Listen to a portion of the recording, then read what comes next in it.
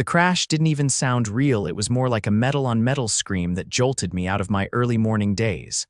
I dropped my coffee, bolted out the front door, and there it was, my truck, or what used to be my truck. The entire driver's side was caved in like someone had taken a giant aluminum bat to it. And sitting behind the wheel of a powder blue Lexus with her arms flailing like she was auditioning for a soap opera meltdown was Lorraine Densley, our HOA president and full-time menace. "You parked too close to the curb," she shrieked the moment she saw me. "This is your fault," I blinked. "You ran into a stationary vehicle, Lorraine." She pointed at my truck like it had personally offended her. "It was obstructing the view. HOA rules say vehicles must be." I cut her off. "It was in my driveway." That's Lorraine for you. Middle-aged tyrant with a bob haircut so sharp it could slice drywall and a personality to match. Ever since she got voted in as HOA president, she ran our neighborhood like some twisted retirement village dictatorship. She fined a kid for having a lemonade stand. She once threatened to tow my neighbor's car for having a bumper sticker, and now she just plowed her Lexus into my F-250 like she was reenacting a demolition derby. I walked around the truck, inspecting the damage. Door was smashed in, mirror hanging off by a wire, and the paint looked like it had been clawed by a bear. Not to mention the deep tire gouge in my lawn where she tried to back up and spun out. "You're paying for this," I said, calm but direct. She scoffed, arms folded across her floral blouse. "You parked illegally. I'll be reporting this to the board. Don't expect sympathy." That's when I remembered the Dashcam. Oh, bless that Dashcam. I'd installed it a few months ago after Lorraine started leaving reminder notes on my windshield about excessive driveway usage, whatever that meant. I nodded, didn't say a word, and went back inside. I pulled the footage, crystal clear. Lorraine's Lexus turning too fast onto my street, hopping the curb and slamming into my parked truck like a heat-seeking missile. She wasn't obstructed. She wasn't blinded by the sun. She was just reckless. Even better, the audio picked up her shouting something right before impact. "Stupid truck shouldn't be there." Bingo. I transferred the footage to my laptop, sent it to her insurance company, and filed a claim. But I wasn't done, not even close. Later that afternoon, I got a knock at the door. It was Seth, my neighbor from across the street. "Hey Garrett," he said. "You okay? Saw the tow truck earlier." Lorraine rammed my truck. His eyebrows shot up. "Are you serious?" I showed him the Dashcam footage. He laughed so hard he nearly spilled his iced tea. "I've got 2 cameras on my house too," he said. "Want the outside angle?" He emailed it over. Angle 2, Lorraine's Lexus jumping the curb like she was late for bingo. It was even better than my footage. Next day, Lorraine came strutting down the sidewalk like nothing happened. She had the nerve to glare at me, then slide one of her precious HOA violations slips into my mailbox. "Improper mailbox maintenance," it read. "Paint chipping on side." I took a photo of the slip, printed it, and added it to a growing file I'd been keeping. I wasn't new to her nonsense. I just usually ignored it. But this time was different. She'd crossed the wrong guy. I called her insurance adjuster, sent both Dashcam angles, and filed a property damage claim. They were surprisingly eager to talk once they saw the footage. Later that week, I got a call back. "Mr. Elridge, we've reviewed the footage. The liability is entirely on our policyholder. We'll cover the full cost of repairs, including rental fees." I smiled. "Appreciate it." But the real cherry on top, Lorraine didn't know I'd filed the claim yet. I let that simmer. Then came the HOA meeting. Lorraine had scheduled it 2 days later, probably hoping to use it to spin the story in her favor. I showed up early. The meeting was in her living room, as usual. She always hosted them at her house so she could control the seating and the snacks. Store-brand cookies and lukewarm lemonade. About 15 of us gathered, a mix of tired parents and retirees, all forced to pretend Lorraine wasn't one power trip away from declaring herself queen of the cul-de-sac. She cleared her throat. "Before we begin, I'd like to bring attention to the dangerous parking habits that have recently led to an unfortunate accident. Some residents have been parking too close to the curb, obstructing visibility for others." I raised my hand. She frowned. "Garrett, this isn't. I have Dashcam footage of the incident," I said, projecting my voice. "Shows exactly what happened." She froze. I've also submitted it to your insurance. They've admitted full fault. I'm getting my truck repaired on their dime."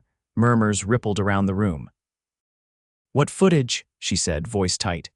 "Here," I said, holding up a tablet. I tapped play. Her Lexus appeared on screen, hopping the curb and smashing into my parked truck like a wrecking ball. Someone whistled. One of the retirees muttered, "That's clear as day." Lorraine's face turned the color of her lipstick. I wasn't speeding," she stammered. "Doesn't matter. You left the road and hit private property, then tried to blame me. That's called false reporting." The room went dead silent. I leaned back in my chair. "By the way, I've got a file of bogus HOA violations you've handed out, including a dozen that break HOA regulations themselves.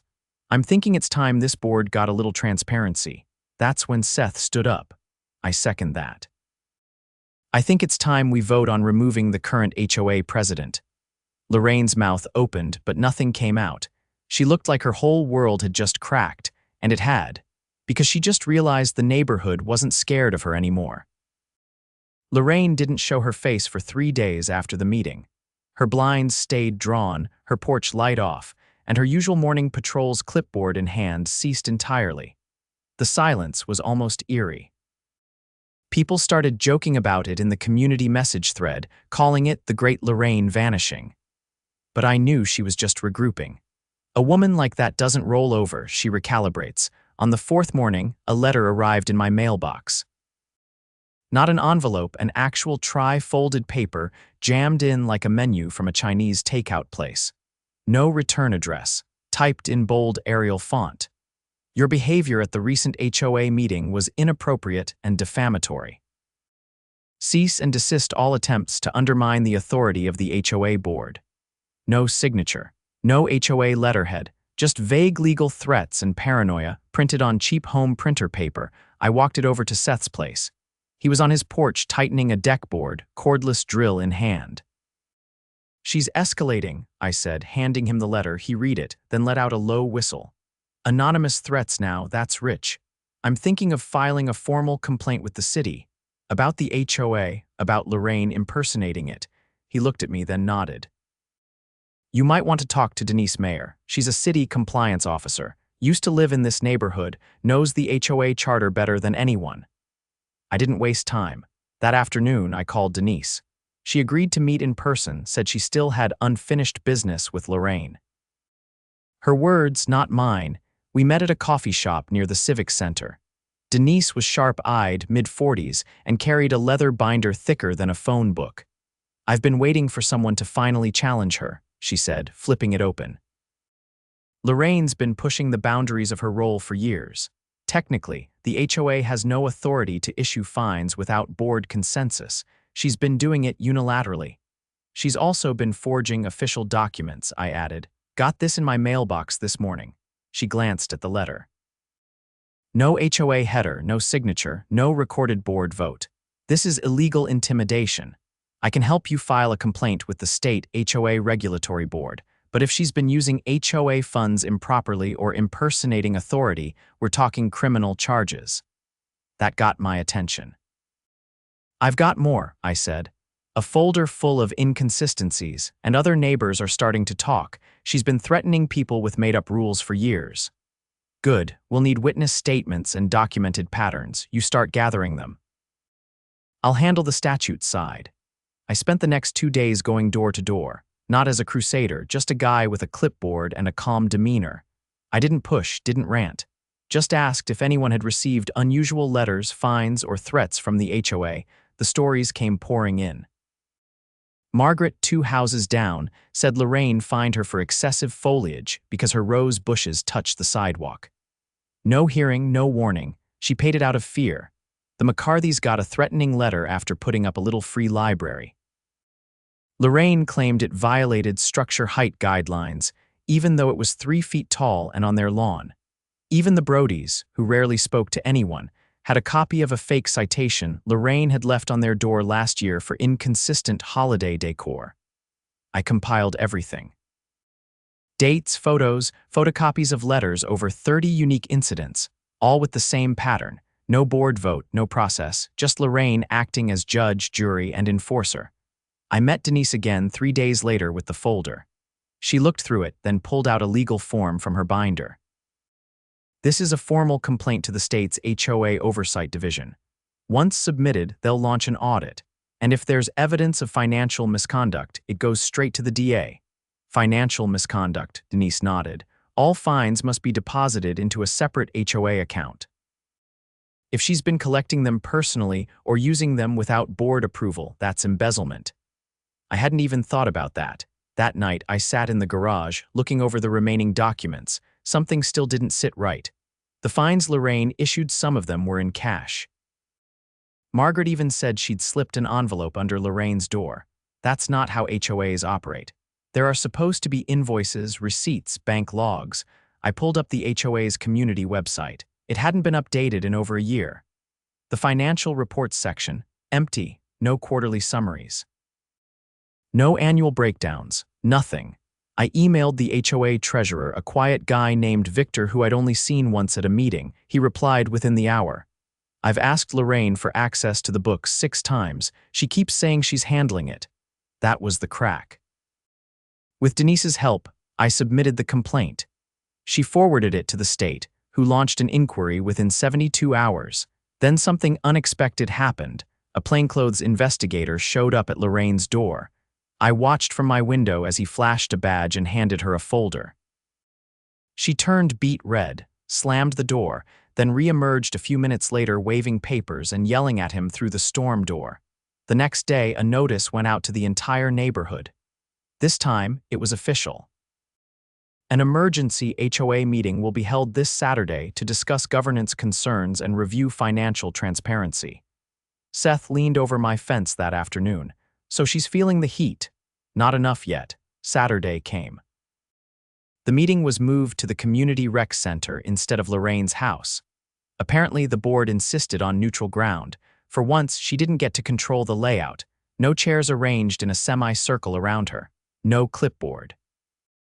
Just a folding table, a stack of paper, and a microphone she didn't know how to share. Victor stood up first.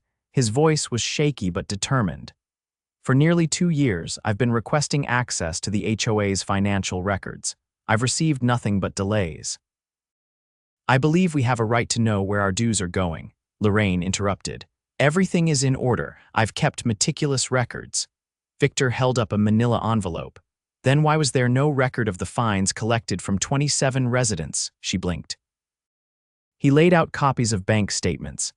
The HOA account shows no deposits matching the amounts from these letters. Some of these were paid in cash, others with checks made out to you personally. Gasps rippled across the crowd. I stood next. We've filed a formal complaint. The state has opened an investigation. There's a possibility of criminal charges. Lorraine's face twisted. You're all being manipulated. He's trying to stage a coup. No, I said. We're staging accountability. At that moment, 2 uniformed officers entered the room. They approached the table, spoke to Lorraine in low tones, then escorted her out as she protested loudly and dramatically the way only she could. The room remained silent until the door shut behind her. Victor stepped forward again. Effective immediately, the board will appoint an interim president until we can hold a full vote. Financial records will be made public monthly, and no fines will be issued without a documented vote and notification process. People clapped. Some even stood. Later, as we all filed out, Denise caught up with me. It's not over, she said, but you've cracked the dam. The rest will flow from here. I nodded. She underestimated the neighborhood, she smiled, and she underestimated you. I didn't say anything. Just looked out at the rec center parking lot, where Lorraine's now infamous Lexus sat alone under a flickering streetlight. This time, parked perfectly straight, by Sunday morning, the neighborhood felt like it had exhaled after holding its breath for years. The kind of quiet that wasn't just the absence of noise, but the presence of relief. Kids were riding bikes down the street again, chalk drawings returned to the sidewalks, and someone even put up a porch flag with "Community Over Control" written in hand-painted letters. Lorraine's house, meanwhile, looked like the headquarters of a failed dictatorship, curtains drawn, porch neglected, front yard littered with unopened mail. I didn't think much more would come of it. Honestly, I figured the audit would take a few weeks. The HOA would restructure, and maybe she'd get slapped with a fine or a ban from holding office. But then I got a call from Officer Delman on Monday morning. "Mr. Elridge, you might want to come down to the station. That financial complaint you were part of just got a lot more serious." He didn't elaborate over the phone. At the police station, he met me in a small interview room with gray walls and a humming ceiling fan that sounded like it was struggling to stay alive. He placed a folder on the table and opened it slowly. "We got a warrant to search Lorraine Densley's home this morning," he said. "Part of the investigation into HOA fund misappropriation." I leaned forward. "And we found more than receipts. There's a second set of books." Handwritten ledger hidden in a cabinet behind her basement furnace. She's been collecting fines off the record for nearly 4 years, but that's not the worst of it. He pulled out a photo. It was a copy of a check made out to a landscaping company I recognized from their trucks around the neighborhood. The signature line bore Lorraine's name, but the memo read, "Personal yard expedited priority." HOA funds paid for her private landscaping, he said. "Over $12,000 worth." I blinked. "That's not just a misuse, that's theft," he nodded. "And there's more. She also wrote checks to a company that doesn't exist, Clearview Consulting, no tax record, no website. But we traced the business registration." "To who?" He pulled out another form. "A shell company, registered to her nephew in another state, same last name. She's been funneling funds through fake invoices." My stomach knotted. "How much?" "Over $38,000 in the last 2 years alone." I sat back in the chair, letting it hit me. She hadn't just bullied the neighborhood, she'd been robbing it, Delman continued. "We've already contacted the county prosecutor. She's facing multiple felony charges: wire fraud, embezzlement, and falsification of financial documents. The DA's office is preparing to file by the end of the week." That should have been it. The climax, case closed, but then he leaned in. "There's a part of this you need to see." He slid over a printed email. It was from Lorraine, sent 6 months ago to someone named Kevin Densley, her cousin, apparently. It read, "If they keep pushing, I'll have to make an example of someone. The truck guy's an easy target. He already thinks he's smarter than everyone else. If he keeps parking like that, I'll accidentally handle it." I stared at the paper. "She premeditated hitting my truck. We think she was trying to provoke you into a confrontation, maybe even get you cited or sued. But the dashcam wrecked that plan." I didn't say anything. Couldn't. Then Delman added, "We're adding reckless endangerment to the charges, possibly attempted property sabotage." I left the station in a daze, but not angry, not even triumphant, just stunned. That night, Seth and I sat on his back porch as the sun dipped behind the rooftops. We passed a couple cold drinks back and forth, watching his dog chase fireflies across the lawn. "I thought she was just power drunk," he said. "Turns out she was running a whole racket." "Yeah," I said. "And targeting people she thought wouldn't fight back." He nodded slowly. "You know what this means, right?" "What?" "We need a full audit of the HOA, everything, every dollar, every contract. If she was laundering money through fake vendors, who knows what else got buried?" The next week was a whirlwind. Denise helped organize a forensic accountant volunteer from a retired IRS agent who lived 2 blocks away and had apparently been waiting for this moment since 2016. Victor got full access to the HOA bank records and started cross-referencing every transaction with vendor logs and permit filings. It was worse than we thought. Lorraine had been paying herself a stipend under a fake title, community management consultant. $1,800 a month. No approval, no record of services rendered. She'd also authorized a security patrol service that billed the HOA weekly for foot patrols around the neighborhood. The service was real, but no one had ever seen them. Turns out, the patrol company was owned by an old high school friend of hers who lived 3 towns over. All of it came crashing down in a single Friday morning press conference. The district attorney stood on the courthouse steps, flanked by 2 investigators and a stack of documents. Cameras flashed as she announced the charges. 5 counts of wire fraud, 3 counts of grand theft, 2 counts of falsifying public records, 1 count of reckless endangerment, and 1 count of criminal misrepresentation of a nonprofit entity. Lorraine had turned herself in earlier that morning, escorted by her lawyer. She didn't say a word to the press, just ducked into the building like a vampire fleeing sunlight. The story made local news, then regional, then national, thanks to a viral post from a neighborhood Facebook group that simply read, "HOA president hit my truck, stole our money, and tried to blame me. I had receipts." By then, I'd become the unofficial spokesperson of the neighborhood. Not by choice, but because I was the one who had footage, files, and facts. Reporters started showing up to interviews on my front lawn. I kept it simple. I didn't want revenge, I just wanted things to be fair. But there was one more twist. The county clerk's office contacted us 2 weeks later. Turns out, Lorraine had attempted to change the HOA bylaws last year quietly, without a vote to give herself emergency spending authority. But the amendment had been submitted improperly. It was legally invalid. Meaning, every fine, every expenditure, and every policy she'd enforced under that clause was null. We held a community meeting in the elementary school gymnasium. Over 100 people showed up, more than any HOA meeting in the neighborhood's history. Victor stood at the podium and read the announcement. All fines issued between March of last year and the present are vacated.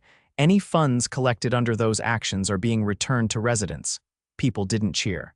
They stood, applauded, some cried. And that was when I knew this wasn't about a truck anymore. It wasn't even about Lorraine. It was about something bigger. A neighborhood reclaiming its right to be a community, not a kingdom. As the meeting ended, Denise handed me a manila envelope. "What's this?" I asked. "Records showing who voted for Lorraine to become president in the first place," she said. "Turns out she faked 2 proxy votes. The majority never actually supported her." I laughed for the first time in weeks. Of course she did. We burned the fake ballots in Seth's fire pit that night. Just a symbolic gesture, but it felt good. By the end of the month, the HOA had a new charter. Board members were elected publicly, financial records were made available online, and a rotating committee of residents was established to oversee compliance. As for Lorraine, she was out on bail awaiting trial. Her Lexus had been repossessed. Her house listed for sale. No one in the neighborhood ever saw her again. And my truck still got a dented bumper. I decided to leave it, kind of like a scar. A reminder that when someone tries to run you over literally or figuratively, you hit record, document everything, and let the truth do the rest. The courtroom smelled like old varnish and stress. I adjusted my collar as the bailiff called the case number in a voice that echoed off the oak-paneled walls. Lorraine sat at the defense table, her face a mask of forced composure, but the twitch at the corner of her mouth betrayed her. She wore a beige blazer like she was auditioning for sympathy. It didn't work. Judge Holcomb, a woman with a reputation for zero tolerance toward abuse of authority, entered briskly without looking at anyone. She flipped through the folder in front of her like she already knew what she was going to find inside trouble. "Miss Densley, you've been charged with multiple counts including wire fraud, embezzlement, and criminal misrepresentation of a nonprofit. How do you plead?" Lorraine stood. "Not guilty, Your Honor. I have documentation that will clarify." The judge raised a hand. "Save it for the hearing." The state has already submitted over 160 pages of evidence, including bank records, forged invoices, and most compelling handwritten ledgers found hidden behind your furnace. This court does not accept stall tactics. Her attorney's lips tightened. He didn't speak. Court was adjourned less than 20 minutes later.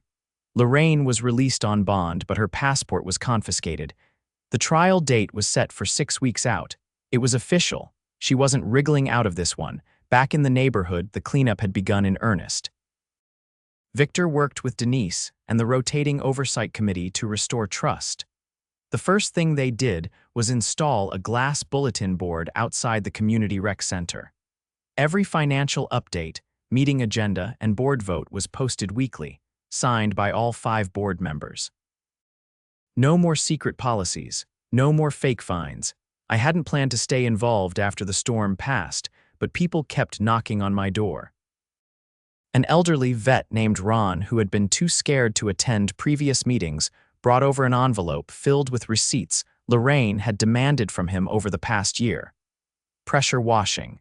gutter repainting, and even a new garage door he never needed. She'd told him it was mandatory under code compliance. Of course, there'd never been a vote. He'd spent over $7,000, all out of pocket. Denise filed a claim on his behalf. He'd be reimbursed from the restitution fund the court set up after freezing Lorraine's assets. But what none of us expected was what came next. During the audit, the forensic accountant flagged something odd. 2 payments labeled legal retainer sent from the HOA account to a law firm that didn't exist, at least not anymore. The firm had dissolved 5 years prior. The payments had been funneled through a third-party processing service registered in Nevada.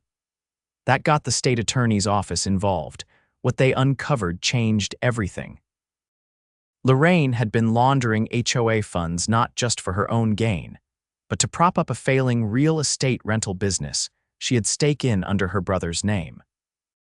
She'd used HOA money to cover mortgage gaps, pay down personal debts, and cover renovation costs on 3 short-term rental properties outside the county. All while threatening residents over mailbox paint and garden gnomes. The total reached beyond mismanagement into full-scale fraud. The state filed additional charges, this time at the felony level for financial conspiracy and criminal enterprise. At the second court hearing, the courtroom was packed. Not just neighbors, reporters, city officials, and even a few former HOA board members from other communities were present. The judge didn't waste time. "You used your position to exploit residents under the guise of community betterment," she said.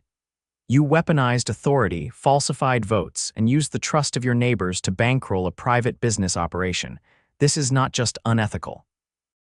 It is criminal." Lorraine tried to speak. Her attorney grabbed her elbow. She sat, red-faced and trembling. The judge sentenced her to 6 years in state prison with no eligibility for parole until half served. She was also ordered to pay back every dollar misappropriated, nearly $83,000 in total, plus legal fees and damages to victims. The courtroom erupted in quiet murmurs. I watched her led away in handcuffs. She didn't look at me. Afterward, Victor approached me in the parking lot. His hands were still shaking. "I honestly didn't think this would go that far," he said. "She didn't think anyone would push back," I replied. "She counted on silence." He looked over at the crowd dispersing. "We're changing the bylaws next month. Term limits, independent audits, and mandatory community votes on any spending over $500. "Good," I said. "That's how it should have been from the start."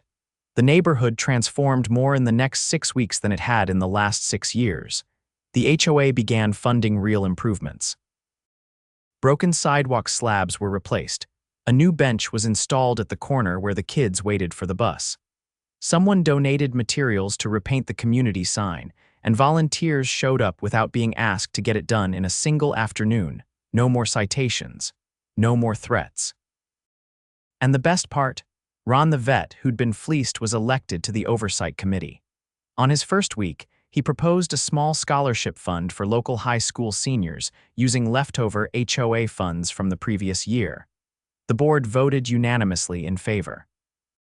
At the next community gathering, I stood in the back, arms crossed, just watching. People laughed. They shook hands. They brought homemade snacks. Nobody looked over their shoulder. Nobody whispered in corners. Denise joined me, sipping from a paper cup. "You know," she said, "I've worked with a lot of neighborhoods. Most of them cave under this kind of thing. You all didn't just survive, you rebuilt." I nodded. "It wasn't just about the money. People wanted to feel like they mattered again." She smiled. "You ever think about running for the board?" I shook my head. "One HOA tyrant per decade is enough. I'll leave the spotlight to someone else."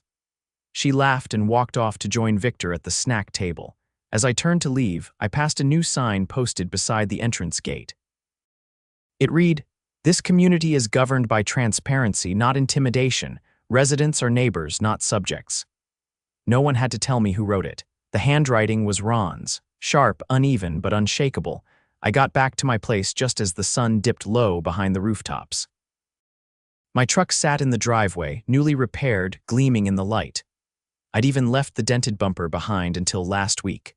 Finally swapped it out, not because I wanted to erase it, but because I didn't need the reminder anymore. The fight was over now, and we'd won.